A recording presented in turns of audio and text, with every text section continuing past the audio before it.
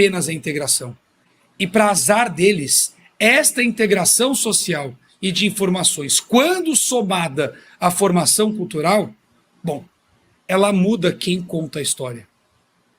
Eles ainda acham que eles contam a história. Não contam. Eles podem ocultar a história por algum tempo, se tiverem poder para fazer isso. Se tiverem poder para manter poder de repressão, para manter isso. Mas esconder a história? Fazer com os tempos atuais o que fizeram com a década de 60? Esqueça. Onde eles assaltavam bancos, sequestravam pessoas, assassinavam injustiçamentos, treinavam guerrilha em Cuba e são tratados como pacíficos e democráticos pela história recontada. Este poder de recontar a história que eles tiveram na década de 60 e 70, esse poder eles não têm mais. E é com isso que eles estão contando. Esse é o aspecto que eu quero pregar nesse caso que você trouxe aí de 2012. Enfim, vou deixar o Fábio arrebentar no fato, de fato, aí, para não gastar o assunto. A gente tem que usar, não é de mentira, tá? Não é da mentira, isso aqui é o passado. O passado das pessoas mostram que eles já passaram por isso também, e é importante que a direita aprenda a fazer isso. A direita tem que fazer isso. A direita tem que mostrar os contrapontos. A linha da história mostra a verdade. E a gente tem que trazer esses fatos aqui que eu trouxe. Foi muito importante. Inclusive, eu quero até agradecer quem foi que começou isso tudo, quem me mandou aqui. Foi o nosso querido Gabriel, que está aí no chat. Né? Ele que me mandou, o Gabriel José.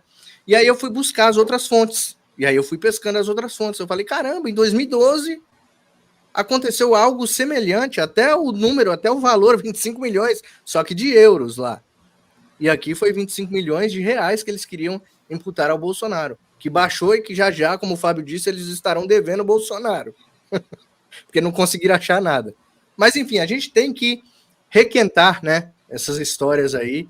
Eu não sei se vocês concordam comigo, Fábio e Tom. Olha, a gente tem que ter muito cuidado com essa falsa equivalência, né? O que eles querem fazer é comparar um bandido corrupto, né, o dublê do demônio, com o presidente Bolsonaro. Não existe essa comparação. Não existe. Nós temos um homem que é honesto e temos um ladrão. É bem simples assim. Não tem. É bem distante uma coisa da outra. Mas eu tenho visto muito, né, por exemplo, quando se lê o Estadão. De vez em quando o Estadão dá um suspiro de coerência, mas sempre no suspiro de coerência, lá embaixo ele bota a falsa equivalência. Sempre tem que falar, mais o Bolsonaro, mais o bolsonarismo, mais o sei o quê, e o golpe, e o isso. E você fala, cara, toda a mídia podre, eles fazem essa falsa equivalência. Quando criticam o Lula, eles não conseguem simplesmente criticar o Lula, falar a verdade, que o Lula é bandido. Não, eles têm que fazer uma falsa equivalência. Então a gente tem que entender, pessoal, que não tem. As coisas são completamente diferentes. Um é bandido, ladrão, corrupto, e o outro está sendo perseguido por uma polícia de Gestapo que está. Cara, eu nunca vi tão nítido a polícia secreta soviética. Eu nunca vi. Hoje eu olho para o Brasil e falo, cara, eles seguem exatamente o mesmo serviço. Quando o Diogo estava explicando sobre o Estado querendo crescer, falar sobre oligarcas, e você viu como o Putin ele se tornou, né, um dos homens mais ricos do mundo, criando os oligarcas. Olha, você é o dono da empresa de petróleo, me dá 20%, você é o dono da empresa de gás, me dá 20%. E eu vejo o Brasil, o Lula, ele segue a pauta dessa visão soviética. E você vê a polícia do Lula, de acordo, olha, com o próprio Flávio Dino, que hoje é ministro. Ele disse que a polícia é do Lula. Ele falou isso. Então, cara, nós temos que ter cuidado com a falsa equivalência. O Lula é tudo que é de ruim. O problema é que você fala com um petista, o petista sabe que Lula é bandido. O petista sabe que Lula é corrupto. A mesma coisa, Mário, eu fico às vezes olhando aqui para os Estados Unidos, que muitas das coisas que acontecem no Brasil, você vê que o sistema ele funciona da mesma maneira, né? Você vê, aqui nos Estados Unidos, eles tentam fazer a mesma coisa, a falsa equivalência. O presidente Donald Trump é condenado. Condenado por quê? O que ele fez? Nada. O Trump está condenado por ter pago uma pessoa, supostamente. Não por roubar, mas por ter dado dinheiro ao Estado, ou seja, contribuído. Quer dizer, é uma coisa assim totalmente banal. Então a gente tem que ter muito cuidado. O Lula é bandido, o Bolsonaro não é. Não existe equivalência, não existe comparação. Nós temos que sair disso. Cara, o Diogo falou sobre o documento, eu vi esse documento no vídeo do Dallagnol. O Dallagnol explicou bastante, mostrou. Cara, não existe notícia. Não existe, não era para ninguém estar falando de joia aqui.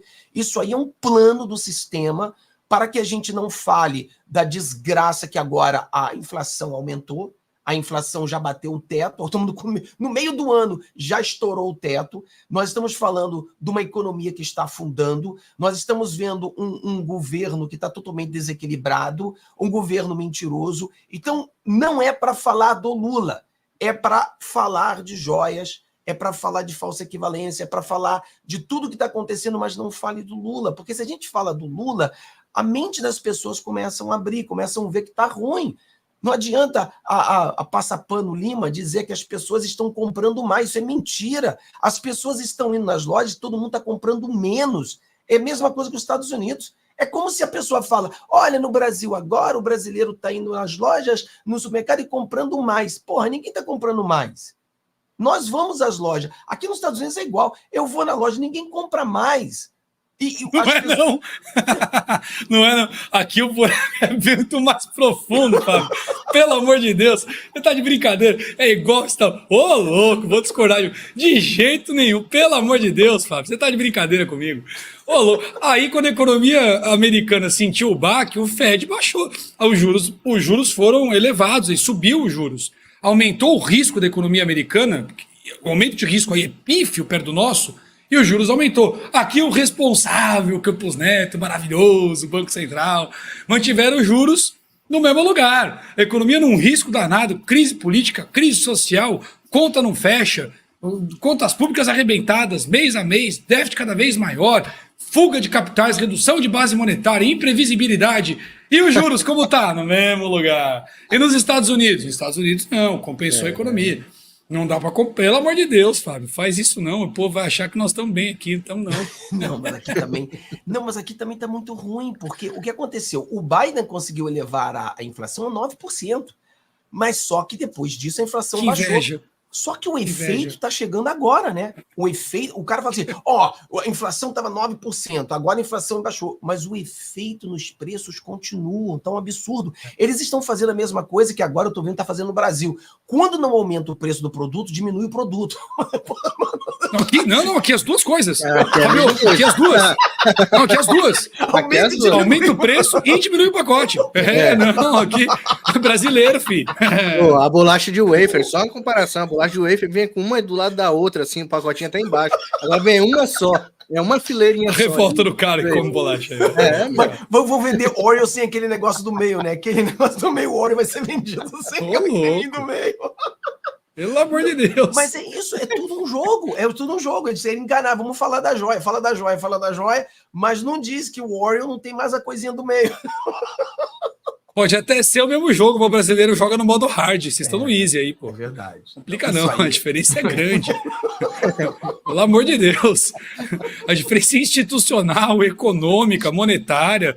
Pelo amor de Deus, Fábio, a diferença é brutal. O frango de 1 quilo é 700 gramas hoje. É porque a grande verdade, cara, eu olho o Brasil... eu tô revoltado. Fala. Eu tô revoltado desde dezembro, porque no meu Natal aqui, eu tive a infelicidade de comer um pombo. Eu comprei um peru, veio um pombo. Não tô brincando. Era um pacotão enorme. Todo mundo me sacaneia aqui em casa por causa disso. Porque peru de Natal, você espera o ano inteiro pra pegar aquele peru de Natal, aquela coxa de peru enorme. Você fala, que legal, né? Aí veio aquele pacotão congelado. Falei, legal. Peguei um peru bacana.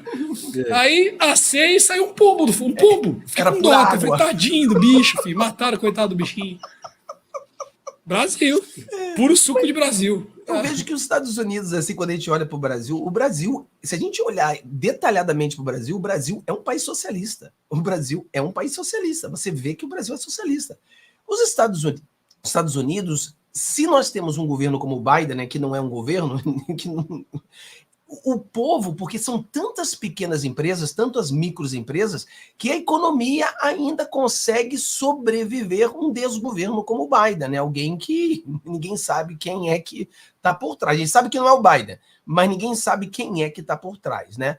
Então, realmente, mas a gente vive a nossa realidade. A realidade minha aqui também está complicado, galera. Complicado. Por exemplo, o Joe, ninguém hoje nos Estados Unidos consegue comprar uma casa. Ninguém hoje nos Estados Unidos, o cara tá conseguindo comprar um carro. Não dá. Não dá. Caramba, Ô, Fábio, aí não, Fábio. Ninguém no Brasil tá conseguindo comprar mais um bife. Ninguém no Brasil consegue. Você tá falando de casa e carro, meu filho. Pelo amor de Deus. O brasileiro não consegue pagar o aluguel no fim do mês. Ô, Fábio, aí não, pô. Aí você esculachou.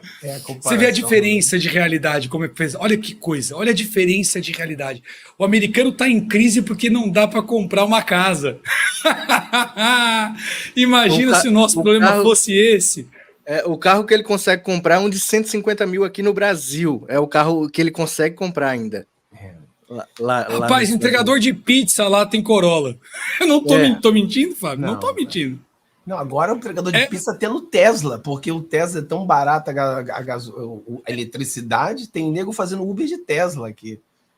É outra realidade, bicho. A diferença é muito grande, infelizmente. Ó, sabe um negócio que a gente esqueceu? A gente falou essa transmissão toda sobre as questões econômicas, sobre o Lula, mas sabe qual que é um ponto que não pode deixar de figurar em todas as transmissões? Mais de 1.000 pessoas presas, mais de 1.000 presos políticos, a revelia do devido processo legal, da Constituição, da lei, dos parâmetros internacionais de direitos humanos, um deputado preso pelas palavras, com perdão presidencial rasgado, que cumpriu 25% da pena, e diferente dos criminosos comuns que saem quando cumprem, ele ainda não saiu. Isso não pode ser esquecido. Sabe por quê? A gente não pode esquecer das milhares de pessoas, milhões, censuradas, ou pelo medo ou pelo Estado. Tanto faz. Ou pelas big techs a serviço do Estado. Dá na mesma. Porque amanhã, hoje, já é com você. Esse é o ponto. Não é que amanhã pode ser, já é hoje. A gente não pode esquecer que esses avanços contra a Constituição, contra a lei, são tão graves quanto, aliás, são mais graves do que todos os problemas econômicos que nós falamos até aqui. Porque a lei é a regra do jogo, Fábio. Essa é uma vantagem que vocês têm aí nos Estados Unidos. Vocês têm a regra do jogo. Pode ter um malandro aparelhado que em um ponto fura a regra, mas logo logo ele dança. Você pode ter um outro cara que fura, não dança, mas o furo que ele fez alguém remenda. Aqui não é assim que a coisa está funcionando, não. A gente tem o Felipe Martins preso porque sim, está provado que o cara não esteve nos Estados Unidos. Está preso. A gente tem o Daniel Silveira, como eu acabei de falar, perdão rasgado, cumpriu os 25%, está preso. As tias do Zap, as perigosas vovós, presas, suas perigosas bolsas de colostomia. E as pessoas têm medo de falar sobre isso. Censura. Sem a regra do jogo, como se joga, Fábio? Como se joga sem a regra do jogo? O Brasil tem um problema mais grave do que tudo que nós falamos aqui, que já é grave, que é recuperar a regra do jogo. É recuperar a liberdade. Lutar pela lei no Brasil não é mais uma questão política, é uma questão humanitária. Humanitária. Isso não pode ser esquecido. Não pode. Você falou algo importantíssimo, lembrou aqui, né, para a gente pautar aqui, que é preciso a gente estar pautando isso sempre, é verdade, porque hoje ainda nós podemos falar sobre economia. Nós ainda podemos puxar a pauta da economia e criticar o desgoverno ainda, porque nós corremos riscos de a qualquer momento nós sermos calados, né? O Diogo trouxe aqui algo importante, né? E a anistia, nós precisamos pautar, né, a anistia aos presos políticos. Já foi mais do que provado que não houve golpe, inclusive nos Estados Unidos derrubaram, né, essa falácia de que a invasão ao Capitólio foi ali um crime, um golpe de Estado, e isso deveria ser pautado sim pela direita no Brasil. Fábio Tom. Cara, o que o Diogo falou é muito importante. E eu não canso de falar isso no meu canal. Entendeu? Porque eu acho que, sem dúvida, é o mais importante que nós temos no nosso Brasil, é lutar para que o Brasil volte à normalidade. Né? Porque nós temos um ditador, né? Um ditador, o ovo que tudo vê, é um ditador. É um ditador. Tem que dizer a verdade como ela é. É um ditador que está aí. E eu estava lendo, né, esse negócio de o que aconteceu lá na época do golpe militar. Aí o Lula libera todo esse negócio, onde qualquer pessoa que venha a público, né, dizer que eles foram torturados, ainda que não tenha prova, ainda que não tenha nada, essas pessoas são restituídas. Porra, nós temos um cara sofrendo tortura todos os dias na prisão hoje. Hoje, né? O Felipe Martins está sofrendo tortura. Isso é tortura. O que o Cid fez, saiu esse negócio, voltando mais uma vez para a loja. Cara, o Cid, ele sofreu tortura, isso são tortura. Essas senhoras que estão presas, isso é uma coisa canalha. Aqui nos Estados Unidos, a Suprema Corte, como bem o Diogo colocou, nós temos alguns lados podres, mas a justiça em geral ainda funciona. E a Suprema Corte americana decidiu que uma coisa, sim, houve vandalismo, sim, mas querer prender as pessoas por insurreição, não, isso não existe. E eles cancelaram isso. Então, as pessoas que iam ser presas por 20 anos, 17 anos, isso tudo foi jogado por terra. Essas pessoas todas foram soltas, porque não existe. A Suprema Corte falou que esse cara é maluco, esses promotores do Jorge Soros são loucos, né? Mas o problema do Brasil é que o nosso problema está exatamente na Corte Maior. Então, o problema a gente expõe. Agora, como é que a gente resolve esse problema, né? Como é que a gente soluciona esse problema? Eu tenho falado para as pessoas, a minha visão é questão de tempo e esse problema será resolvido, mas esse problema ele não pode ser resolvido de forma imediata, nós temos que trabalhar. Por exemplo, essa chapa, né? Eu estou chamando chapa, a gente sabe que não é chapa, porque o Salles está no Novo e o Eduardo Bolsonaro está no PL, mas são dois candidatos ao Senado. Eu apoiarei todos os senadores que tiverem em pauta o impeachment do Alexandre de Moraes. Se você não tem isso em pauta, eu não vou te apoiar. Você tem que ter em pauta as pessoas do dia 8. Você tem que ter isso em pauta. E eu falo para as pessoas, Mário, Diogo, que no meu canal, que nós temos que colocar uma visão mínima de 10 anos. Se nós tivermos uma visão de 10 anos para consertar o Brasil, em 10 anos nós trocaríamos todos os deputados, todos os governadores, todos os senadores, e em 10 anos nós conseguiríamos colocar 4 ou mais ministros na Suprema Corte. Os mudinhos do Bolsonaro que estão na Suprema Corte hoje, eles poderão deixar de ser mudinhos se eles tiverem 4 pessoas que pensam mais ou menos com ele. Eu não acho que o André Mendonça seja ruim, eu não acho que o Cássio Nunes seja ruim, mas eles têm sido mudos, né? E às vezes eu não vou me colocar no lugar deles. Eu teria a coragem de me levantar contra os ditadores, né? O 9 contra 2? Não sei. Acredito eu que sim, mas é fácil ficar sentado aqui e dizer que eu faria, né? Mas eu não sei. Mas eu tenho a certeza. Se a gente conseguir colocar 4 outros ministros lá, esses 2 mudinhos começariam a falar. Eu acho que as coisas mudam. Foi o que o presidente Donald Trump fez aqui. Não adianta a gente querer... a gente tem um problema. Como é que a gente conserta? O presidente Donald Trump colocou 3 conservadores na corte. A decisão favorável às pessoas do dia 6 foi porque o presidente Donald Trump colocou as pessoas certas na Suprema Corte. Nós temos a maioria na Suprema Corte, pessoas que pensam, né? Não são advogados de porta de cadeia, todos eles, até mesmo escolhido pela esquerda, são juízes formados, juízes professores, juízes que têm livros e livros e livros e livros. Quer dizer, é indiscutível o saber desses juízes, ainda que seja o cara de esquerda.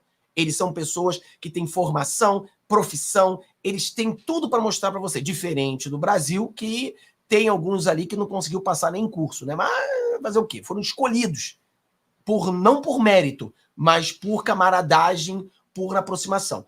Então eu acho que essa situação dificílima que nós estamos vivendo hoje, o próprio Alexandre de Moraes já falou, se vocês fizerem anistia, tá na minha mão, filho, tá na minha mão, filho. O cara já ameaçou, dizendo que quem manda é ele. Então nós temos a lei Alexandre de Moraes, né? Porque é a lei dele. Então nós temos a Constituição e temos a lei alexandrina, né? Quando a Constituição está de lado, e ele deve ter um livro vermelho chamado Lei Alexandrina. Vamos ver o que diz aqui na minha lei, né? Na minha Constituição Alexandrina. Ah, na Constituição não pode, mas no meu livro pode. Então ele pode tudo. Então ele já está dizendo, se a gente fizer uma anistia, ele vai barrar a anistia. Basicamente já falou isso para a gente. Então nós precisamos ganhar 2026 com pessoas com o propósito de uma anistia e de um impeachment de um juiz da Suprema Corte. Eu acho que a gente não precisa impeachment todo mundo, não. Impeachmentando o Alexandre de Moraes de forma legal, na nossa Constituição, como está descrito, a gente tira ele, julga ele, se for condenado, tem que ser preso por tudo que ele fez, né? E aí os outros vão botar o rabo entre as pernas, porque eles vão entender que eles não são os donos da verdade, eles não são dono da Constituição, eles não são os todos poderosos. E aí eu acho que a normalidade volta. Mas algo muito drástico tem que acontecer. Se não acontecer isso, eu não vejo. Mas a nossa visão não pode ser tic-tac, não pode ser 48 horas, não pode ser imediatismo. Tem que ser algo bem pensado, trabalhado, estratégico. Porque eu acredito que o Brasil ainda, essa é a minha opinião, não é ainda uma ditadura.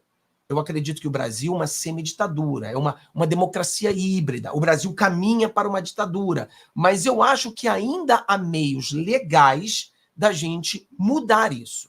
Diferente de uma Venezuela, que só vai mudar com uma guerra civil, com uma revolução.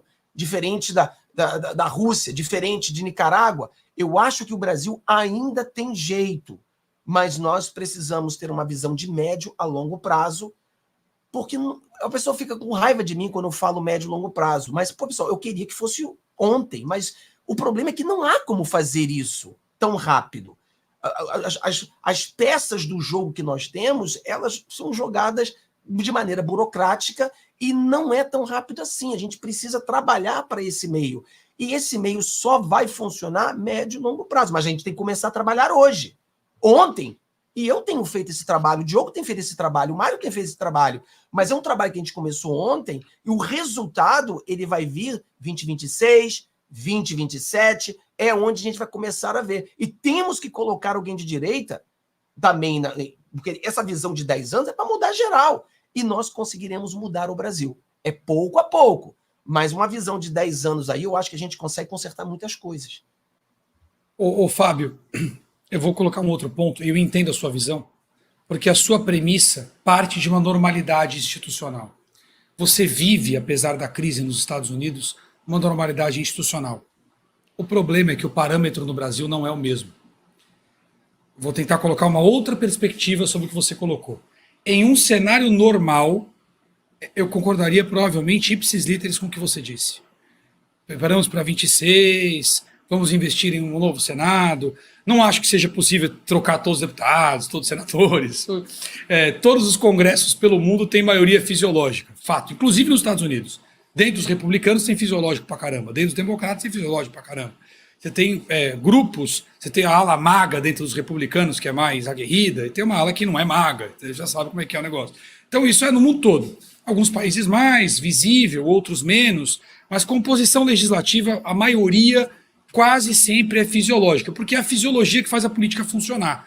Então esse cara ele é necessário. Muda um pouco o espaço que o cara tem para ser interesseiro, de acordo com a legislação e com a cultura de cada país, mas a composição geralmente é essa. Eu não acho que no Brasil a gente vai conseguir ter maioria de direita num panorama de, sei lá, 30 anos, talvez.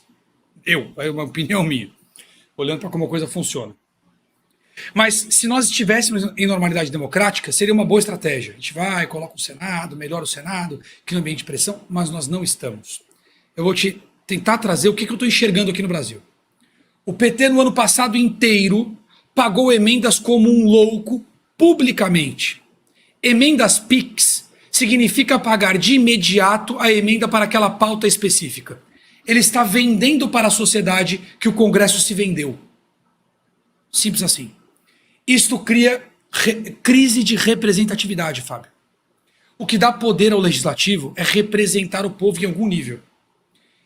O Lula vem retoricamente, desde o ano passado, desenhando que no Congresso nós temos homens brancos do agro que não representam o povo. Ah, diz que é dentista, diz que... Palavras dele. Diz que é não sei o quê, mas na verdade é tudo fazendeiro. Descolamento da percepção social. No final do ano passado, a Globo chegou a dizer que o Arthur Lira, com 60 mil votos, estava parando o presidente de 60 milhões, chantageando o executivo pelas emendas. Pouco tempo depois disso, o governo federal não pagou 5 bilhões em emendas que estavam combinadas.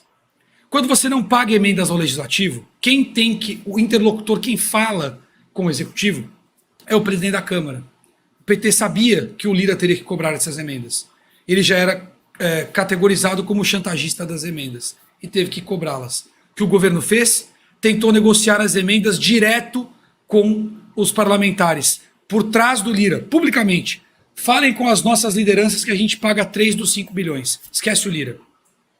Isto era uma estratégia para isolar o Lira do apoio legislativo para poder acusá-lo. O PT vem se preparando para judicializar quem controla a política. Os líderes na Câmara, presidente da Câmara e os presidentes partidários. E vem abrindo precedentes. Prendeu Valdemar Costa Neto por 2 dias. Abriu precedente para prender presidente partidário. Revirou o gabinete do Jordi. Ah, mas ele é de direita. Não importa. Ele era o líder da maior bancada da Câmara. Abriu o precedente para revirar o gabinete da maior bancada da Câmara, à revelia do procedimento legal adequado. Censuraram o Marcos Duval por mais de 1 ano. Um senador abriu o precedente para censurar o Senado. Reviraram o gabinete dele. Abriu o precedente para revirar o gabinete. Portanto, eles já têm o precedente para operacionalizar rapidamente em uma investigação a neutralização das principais figuras políticas do país.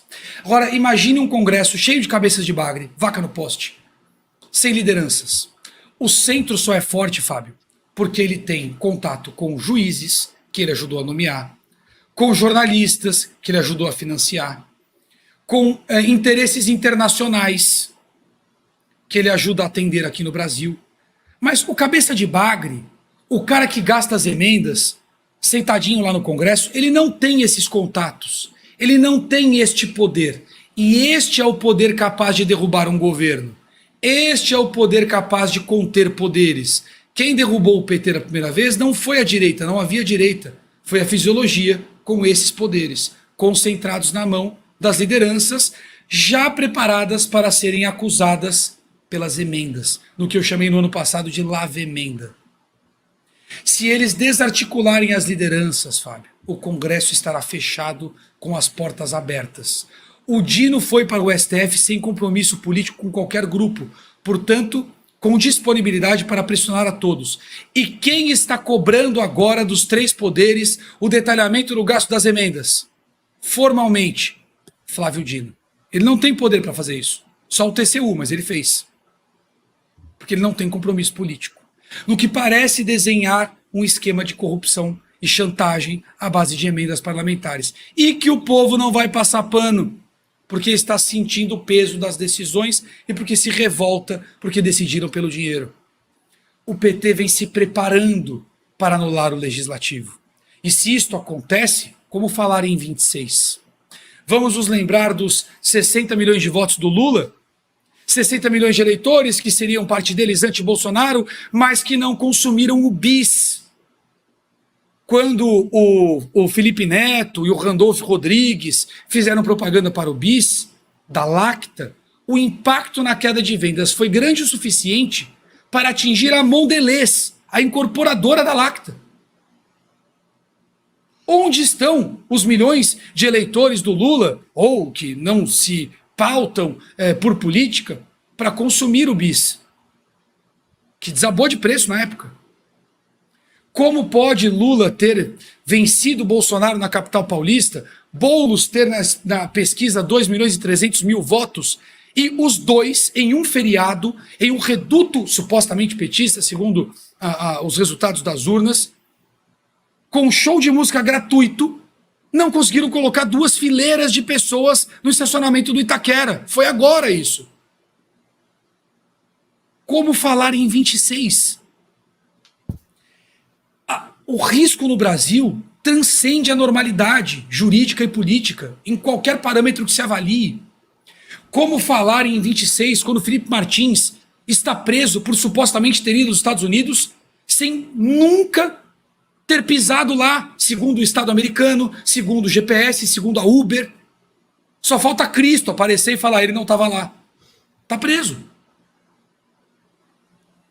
Como falar em um Senado para 26?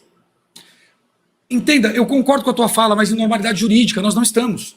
Veja, como falar em impeachment um ministro e os demais voltam para casinha?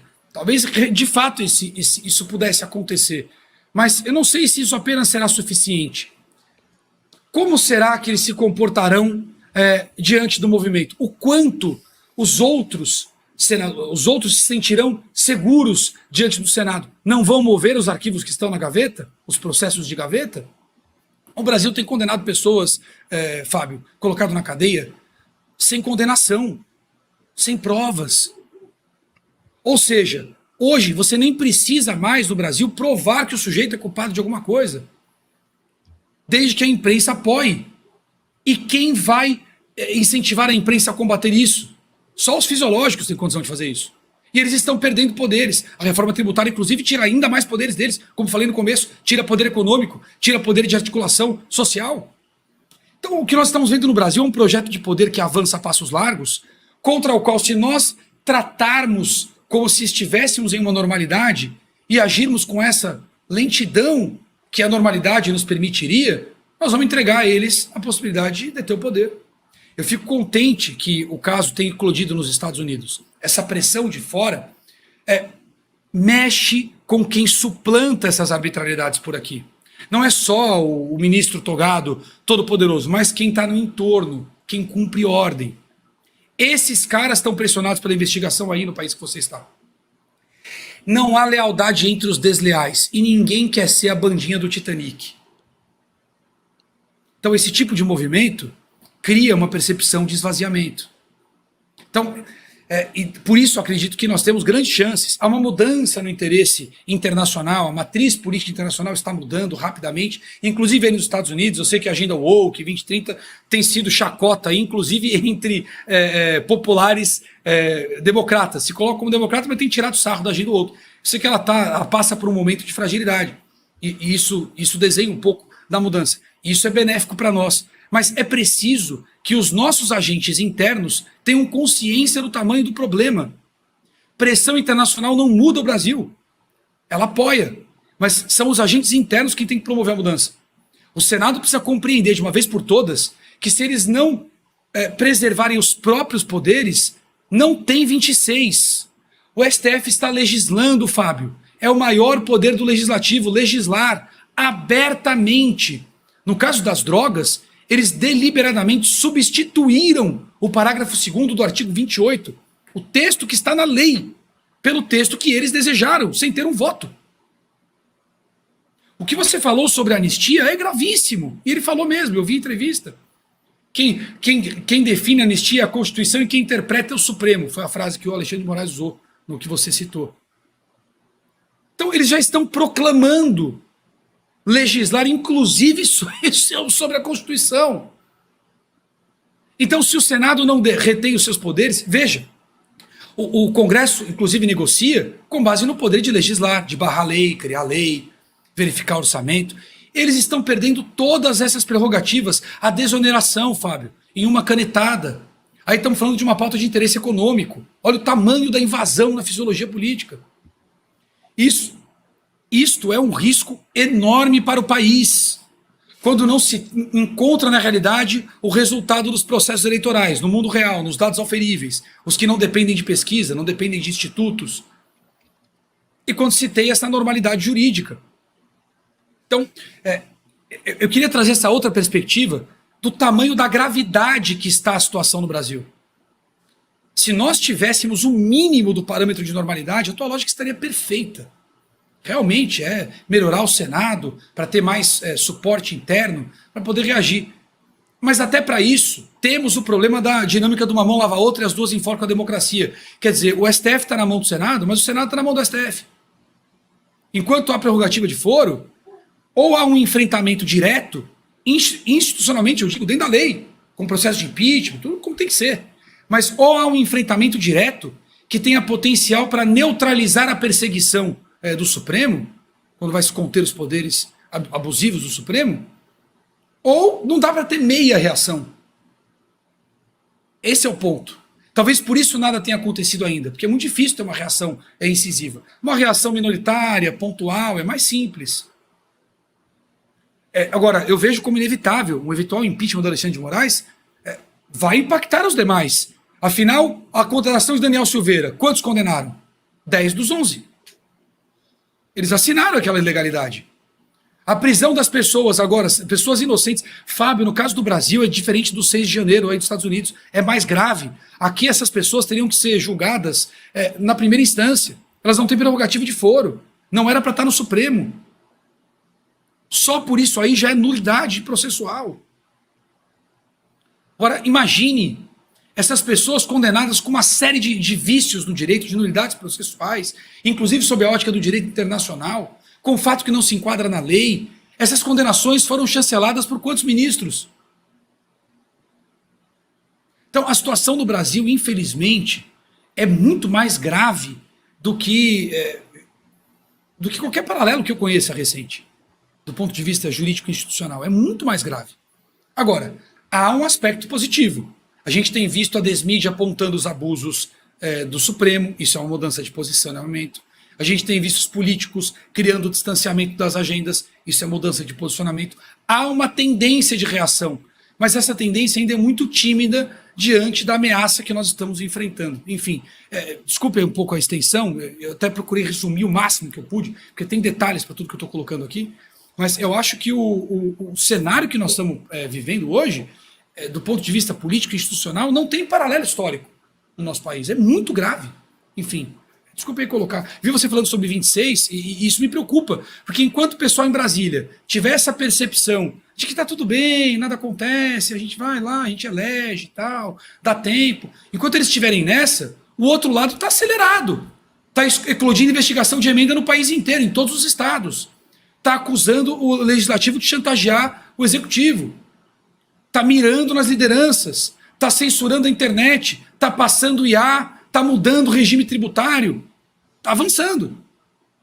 E nós estamos nessa de 26, a gente vota e tal. Então, assim, eu sei que você está nos States, aí a tua referência é outra, mas tentando trazer um pouco do que eu estou enxergando por aqui. Por aqui a coisa está pesada, Fábio. Então, mas, Diogo, esse ponto que você contou, concordo com tudo isso. O problema é que como nós iremos mudar? É aquela coisa, né? Tem um ditado que diz, né? A definição da insanidade é você fazer a mesma coisa esperando um resultado diferente. Então, nós precisamos que se levante contra os ditadores. E com esse legislativo que nós temos, isso não vai acontecer. Então, quando eu falo... Esse é o meu ponto. Se a ameaça, Fábio, está na fisiologia, esse é o meu ponto. Eu não espero que esses indivíduos façam a coisa certa pelo motivo certo. Não farão. Não vão fazer pela Constituição, pela lei, pelo povo, porque é certo. Esqueça. Por isso não. Mas que façam em causa própria. É importante que eles compreendam que o regime não está mirando em mim ou em você, Fábio. Para nos silenciar, eles não precisam de nada novo. O foco está neles. Quem tem potencial para impedir o regime são eles. Eles precisam compreender que jogar com o sistema não os manterá no poder. A primeira coisa que o sistema fará para consolidar o poder é retirá-los de lá. Esse é o ponto. Ah, mas o Pacheco não se move.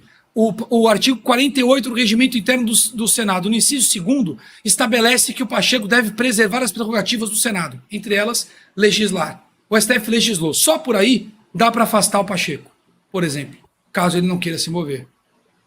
Ainda quem protocola um pedido de impeachment no Senado, o senador que protocolou, pode entrar com recurso caso o Pacheco não avalie, para que o plenário avalie. Dilui a pressão. Então, recursos tem, precisa do ambiente favorável. Nenhum senador vai ser louco de fazer isso sem ter um ambiente favorável, porque ele cai sozinho depois. Mas esse ambiente favorável passa por conscientizar esses caras que nós não vamos chegar em 26 seguir como está. Que eles não chegarão lá em 26. É preciso que eles compreendam que o regime está trabalhando para retirá-los do poder. talvez isso possa fazer com que eles se movam. Isto tem potencial para mudar o jogo, associado à pressão que vem aí dos Estados Unidos, que cria mais uma percepção de peso contra eles. Se não bastasse o regime mirando neles, tem ainda a justiça internacional olhando para esse panorama. Então, caminho tem. A questão é, como é que a gente pode ajudar a fomentar isso? Acho que esse era o ponto que eu queria colocar. Não contrapondo o que você falou sobre 26, não. Como eu disse no começo, em normalidade eu concordaria totalmente. Agora, como é que a gente faz para mudar o comportamento desses caras que estão aí? Então, mas acho que conscientizá-los do risco é um caminho. O ponto, Diogo, não é normalidade. Eu, de maneira nenhuma, eu acho que exista normalidade no Brasil. E 2026 tem que ser a nossa visão, porque não há como fazer nada antes disso. Eu acho que tudo que você falou é perfeito, mas tudo que você falou só será feito a partir de 2026. Por quê? Porque em 2026, essa visão de que... Porque ela demora. Por exemplo, as pessoas começaram a fazer o seguinte: bolsonarista sendo censurado, parabéns. Bolsonarista sendo censurado, parabéns. E daqui a pouco começaram a censurar eles. Aí eles falam assim, opa, peraí, o Alexandre de Moraes, você está censurando a gente, pô, nós somos parceiro, pô. A gente trabalhou junto para censurar os bolsonaristas. Já rolou isso. Então já começou a rolar. Então isso demora um pouco para chegar.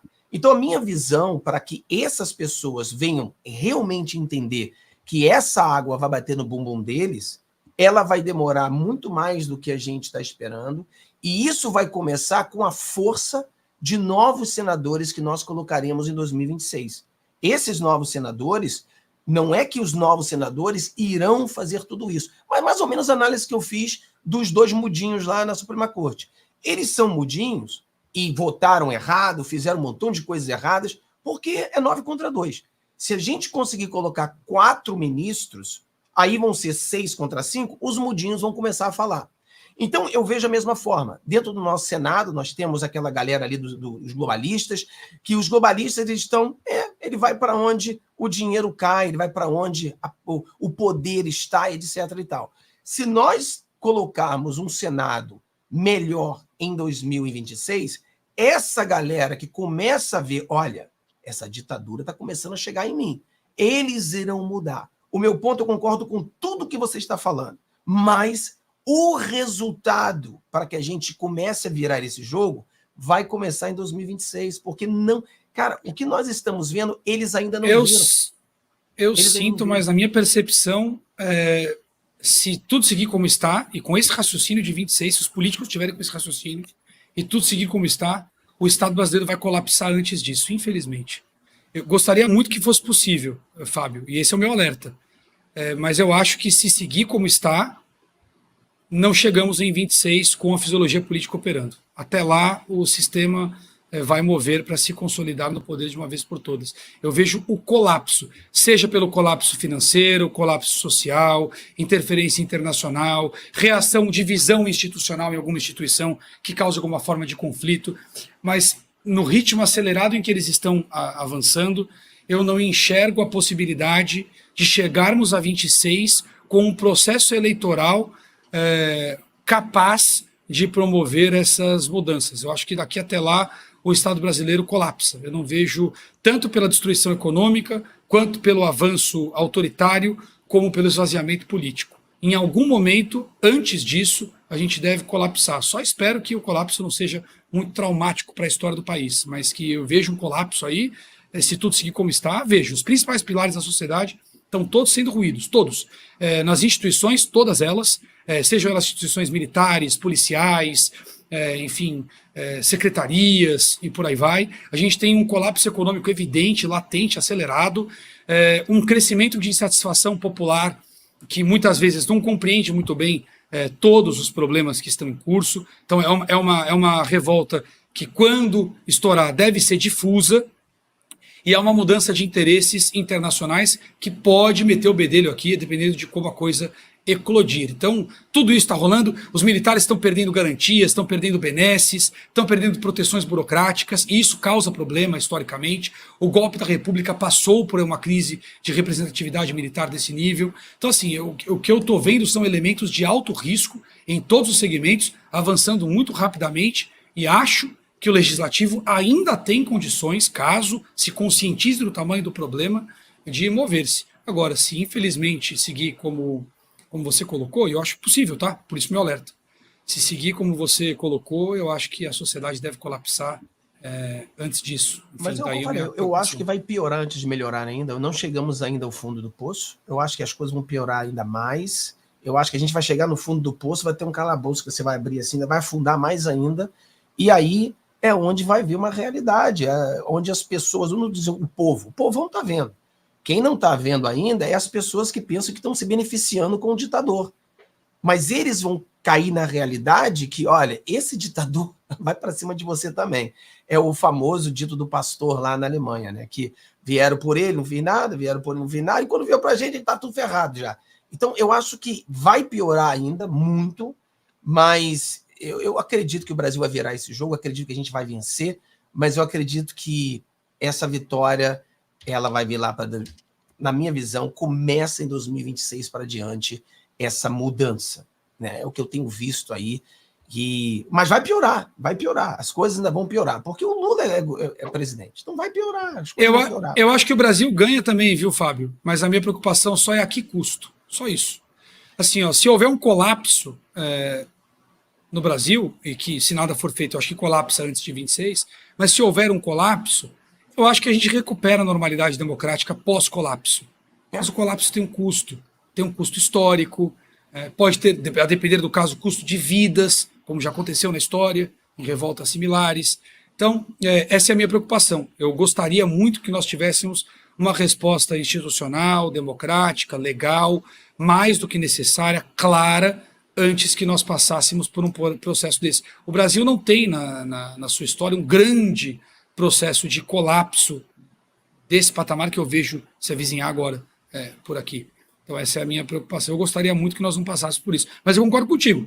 Mesmo que a gente tenha um colapso, né? Eu espero que não, espero que o Congresso reaja antes disso, mas eu acho que o Brasil sai vitorioso desse colapso, porque a conjuntura de interesses predominante, tanto fora do Brasil como no Brasil, é favorável à estabilidade.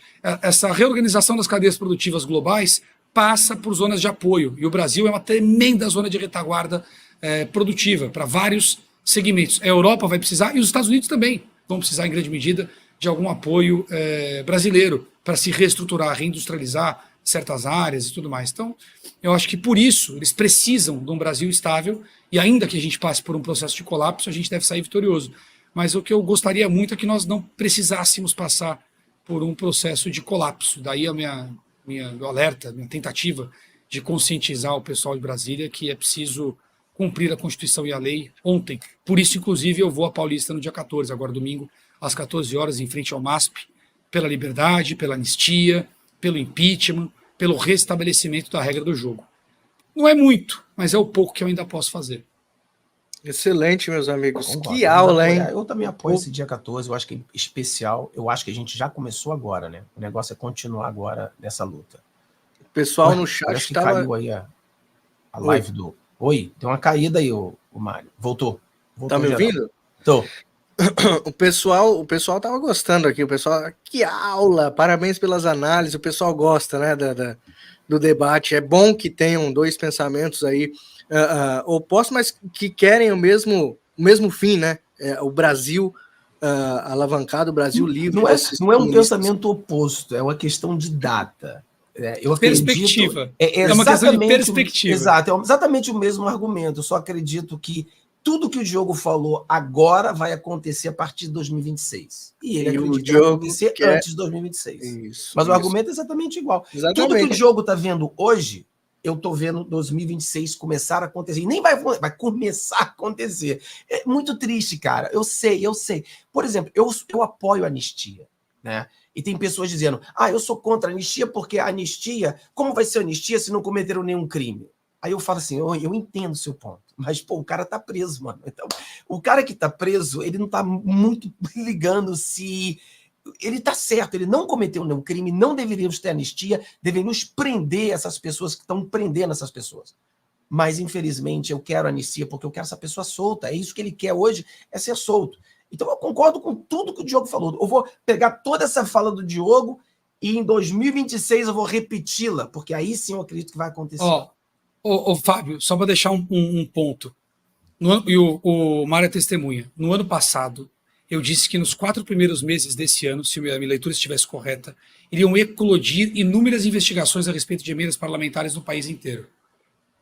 Investigue, faça uma consulta rápida em notícias, com a palavra emendas no Google Notícias, entre janeiro e abril. Só isso. Você vai ver se rolou ou não.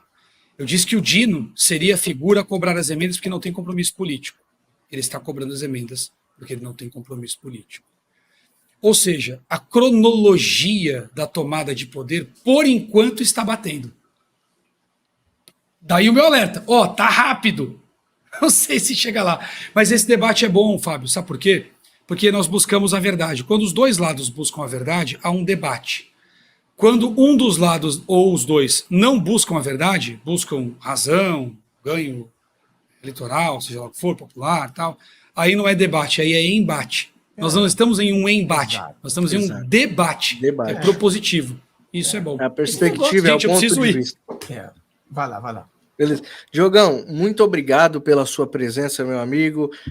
Enriqueceu aqui a nossa bancada. Espero vê-lo mais vezes aqui. O programa é diário, tá? De segunda a sexta, sempre ao meio-dia. Não tem como errar o horário aí, pessoal de casa. Então, esperem aí mais dias o Diogo voltar aqui para que a gente possa debater mais assuntos relevantes, importantes para o nosso Brasil. Muito obrigado, meu querido, pela sua presença. Imagina, eu que agradeço. Foi uma satisfação estar aqui com vocês. Satisfação, né? Prazer não pode mais. Uma satisfação estar com vocês aqui. Fazia tempo que eu não trocava a tela com o Fábio, né, Fábio? Fazia um tempinho que a gente não cruzava por aí. Foi bom. O Mário já está cansado de me ver, né, Mário? Não aguenta mais. Enfim, agora só domingo, o de sexta-feira, agora a gente deu um tempinho. Vamos esperar a nova temporada. Né? Então é isso, uma boa tarde para todos. Hoje eu tenho um monte de live, hein? Hoje eu tenho uma participação na revista... O que é o nome da revista, gente? Do Oeste? Esqueci o nome. Antes fosse. Não é Oeste, não. Como é que é o nome da revista? Acho que é Exato. Revista Exato. Que é lá do pessoal da Gazeta do Povo e tal. Então tem um papo lá. Depois eu tenho o Fator Político BR hoje, no Conexão 011 News, com a Rose Barros. E na sequência eu vou fazer mais 3 lives consecutivas. Uau. E a terceira é aquela minha curtinha que demora 2h30 a passar todos os assuntos. Hoje vai ser um dia extraordinário. Haja gogó, meu amigo, haja gogó. Então, se você quiser me acompanhar, meus canais são Diogo Forjaz, qualquer rede social, inclusive no YouTube, live todas as noites a partir das 20h30. E se você quiser me acompanhar mesmo, aí se inscreve lá no meu Telegram. Aí lá eu posto o link de todas as lives que eu vou, inclusive essa aqui tá lá também. Fechou? Amigo, muito obrigado, viu? Obrigadão, Diogo. Prazerzão. Aí Valeu. Não pode falar prazer, né? Porra. Não pode falar. O Diogo é sensacional, né, pessoal? Segue o canal dele aí, o cara do bem, né? Que luta junto com a gente aí. E aquela coisa, né, mas nós somos aqueles pequenininhos, né? Você, eu, o Diogo, somos pequenininhos, não estamos em nenhuma panela aí. E a gente precisa do apoio orgânico de cada pessoa realmente seguir a gente e bater um papo sobre... É muito, muito, muito rico, né, cara? A gente bater esse papo é muito rico. E o que eu falo, não existe debate, porque debate hoje que você vê, cara, é todo xingamento, a pessoa xinga cada um, xingando o outro, fala, ninguém aprende porra nenhuma, é só xinga e xinga. Não, a gente bate papo. Quer ganhar no grito, né? Ou quer ganhar. E aqui a gente ganha o quê? O bem do país. O fundamento do debate aqui é ganhar melhorias, é dar ideias para melhorias do nosso país. Então eu espero todos vocês que estiveram aqui, muito obrigado. Conseguimos aí manter 500 pessoas durante toda a live aí, que durou 2 horas, mas parece que passou rapidamente, porque quando a live é boa, passa rápido. E eu agradeço vocês. Se inscrevam aqui no canal Direito no Brasil. Se inscreve também lá no Diogo Forjaz, no Fábio Tom, no Vida Gringa, para que vocês possam receber análise de notícias que nós trazemos nos nossos canais diariamente. Muito obrigado mais uma vez, meu amigo Fábio.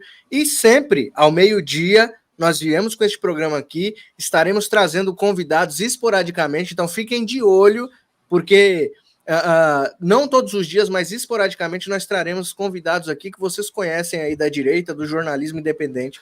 Você está trazendo aqui, Fábio? A Meire falou, Fábio, eu já te chamei de idiota. Você não foi a primeira não, minha filha, já chamei muita gente de idiota, tá? Não é pessoal, tá? Já chamei muita gente de idiota. Eu também erro, tá, pessoal? Não sou de Deus, não sou Deus, não, tá? Então a gente faz, porque eu faço muita live, cara, batendo papo com as pessoas. E Sim. aí entra na briga, né, cara? Nego começa a te xingar, você xinga eles, e é muito bacana. Só que tem gente que se fica, ai meu Deus, ele me foi assim. Não, o negócio é isso. A gente entra na briga lá é pra brigar. A Rameira, eu vejo que a Rainerita, ela gosta do Marçal. Ela vai se decepcionar muito com o Marçal, mas vai decepcionar, entendeu? O Marçal é o Macron brasileiro. Mas eu não acredito que ele vá até o fim. Eu não acredito que ele quer ganhar. Ele não quer ganhar a eleição, tá, pessoal? Ele não quer. Quer fazer dinheiro. Ele quer fazer dinheiro. O cara, ele fez todo o dinheiro que ele fez enganando trouxa. E agora ele tá enganando mais trouxa. E vai ter um montão de trouxa sendo enganado por ele. Entendeu? A ideia, cara, eu sou carioca. Uma das coisas que o carioca tem é que a gente é muito bom em identificar malandro, porque o carioca tá cheio de malandro. Então, nós somos especialistas em identificar malandro. Quando eu vejo um malandro, o meu malandrodar, né, o radar de malandro, é automático, cara. Então ela vai se decepcionar muito. Muitos de vocês aqui vão decepcionar muito com esse tal de Pablo Marçal. Pablo Marçal é perigoso. Abra o olho com esse cara. Abra o olho.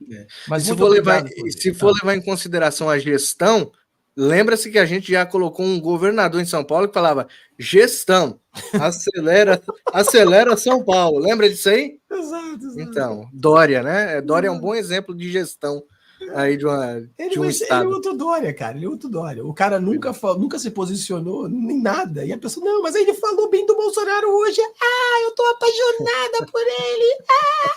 Porra, mano. Aí muito fácil aí o Marcião. Olha o Marcião do Paródia Gospel aí. Seja bem-vindo, meu colega. Ele falou assim: o Marçal é um Doriana igualzinho. Igualzinho.